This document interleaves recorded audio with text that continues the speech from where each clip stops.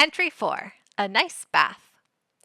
Did the blobby remnant of history's most notorious cursed sorcerer thing need a bath? I don't know. Did I give him a bath? Yep. Did it go well? It, went pretty good. Overall. Definitely not at the beginning. At first, I thought I could just run Kuna under some water in the sink, maybe pour some soap over him. But then I got this flashback to what happened with a slime I had as a kid and thought, let's be smart about this. Which led to me grabbing a drain cover for my bathtub to test some theories. I already know Skuna won't dissolve. At least, I had hoped he wouldn't. He broke into my stash of juice boxes and has a weird obsession with boba tea. I think he likes the chewy kind more, but he eats more of the popping boba when they're blueberry flavored. He makes such a mess. And the blue dye started leaving stains on my desk if I don't clean it all up fast enough. Bath time was supposed to give me time to do a deep clean without being judged from afar, but I didn't put him under the shower. I thought it would be too forceful, you know? I don't have one of those fancy adjustable nozzles Kugisaki adores. She complains every time she comes to visit. So I put Kuna in the tub and started filling it with warm water. Not too hot. Unlike him, I am considerate toward others. Turns out, Kuna is not buoyant. At all. He sinks like a rock. And believe me, I am not proud of the scream I let out when I first looked into the tub and saw nothing floating about on the surface. I didn't panic all that much after, though. It was likely he jumped out when I wasn't looking with the help of the rising water. But nope, he was stuck at the bottom, a bit hidden by the water coming out of the faucet. Poor guy wasn't that mobile under the water either, and kind of got swept around from the forming current. I shouldn't laugh in hindsight. I was worried that he could have drowned. He breathes, right? Like, his body goes up and down pretty consistently. But when under the water, the bubbles you'd expect from something that needed air to live never came. And he didn't show any signs of oxygen deprivation or even the need to take a deep breath when I pulled him out. Only a frown and an attempt to bite my thumb for leaving him alone. I dropped him back in the water after that. Then I picked him back up because I planned on adding soap to the bath, and that giant eyeball wasn't going to like it one bit.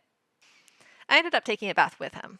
The hot water was much appreciated by my muscles. 2 birds with 1 stone, you know? The rubber duck was the perfect flotation device for him. I think he appreciated my kindness very much, considering he bobbed around for a while without much fuss. I stole a large measuring spoon from the kitchen and tore open a toothbrush for this little monster, too. It might be a bit much, but I honestly didn't mind giving his back a good scrub and rinse. I don't know, I should be mad at him. I should hate him without any regrets, and sometimes I really do, but other times, I hate being angry more, I guess. I can't explain it. It feels dumb. Maybe it's just because this blob is all that I have left of Skuna after everything I, sorry. I'm gonna end this entry here. I had a long day. I think I want it to be over now. Entry 5. Hot pot. I gotta share what happened. Holy shit! Funniest thing in my life just happened. Oh my god. My sides are in so much pain, and the struggle to breathe is a real one. Okay, in, out, in, out.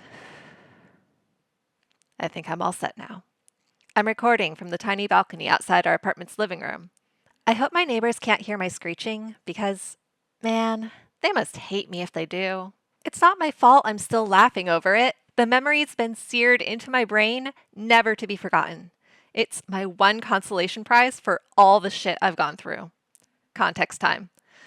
Kuna used to always get moody. More moody than usual, when I made hot pot for others. I didn't really notice the first time when I taught Fushiguro my famous chicken meatball recipe, but when I made it for Gojo-sensei, I kept getting bit anytime my palm touched anywhere else on my body. It was awful. And after the Goodwill Exchange event, us first and second years all naturally have hot pot together, right? This guy decided that would be the perfect time to open his mouth on my face to steal food from my chopsticks when I wasn't looking. And you know that sacred thing people do where they leave the best piece of food for the perfect bite? He did not respect that. Not one bit. I'm still upset about it. Kuna hasn't changed since then. The only difference is that he can't do anything during our meals because he's locked in a room. But I guess he can smell what we're cooking. I come back and he looks all dejected. I swear, he starts melting into a depressed puddle. My dumb heart can't help but feel bad. Oh, wait, I could say it like, let me just. At the time of this recording, it's hot pot season. Cold weather means warm food, and I'm not going to say no to more warm food. Understanding that, you can't blame me for setting up my portable hot pot on my desk while Fushiguro was out to share lunch with someone. Even if that someone is the blob of dubiously murderous intent, he had to use a little soy sauce dish for a bowl. A bowl! You can't tell me that isn't adorable. And eating with him didn't turn out as stressful as you would think. Skuna got to pick and choose what he wanted. I was helpful and served him kindly, which was very peaceful. Our meal wasn't as lively as the ones I share with everyone else, but it wasn't nearly as combative either. We actually shared the hot pot. No one stole all the mushrooms and blamed me for not buying 3 servings. Sorry, I keep doing that and I apologize. Besides, we haven't gotten to the funny part yet. Skuna saw me dipping my food into this messy blend of spices and oils I use for my sauce, and he decided to try some. Without hesitation. He wanted to try the thing I dumped like half a jar of chili oil into. I told him it was a bad idea, but he was already going for it. Between the high heat and the burning sensation destroying his taste buds, I wouldn't be surprised if Kuna saw a glimpse of the afterlife the way he was screaming. The King of Curses comes from a time of no flavor. You see those videos about how a peasant from however long ago would die if they ate our food today? That's him right there. If I had known he had such a stupid weakness, I would have brought the whole jar of this stuff to Shinjuku. He knows what hot chili oil is, doesn't he? He got all my memories or whatever when he was in my body. But does he know better? No, not one bit. And I thought I had no brain cells left to spare. Okay, I'll stop picking on him. After I laugh at this photo one more time. Serves him right. And before anyone accuses me of being cruel, I did try to help him. We tried milk, and Kuna spat it out. I stole some bread from the kitchen, and he spat that out too.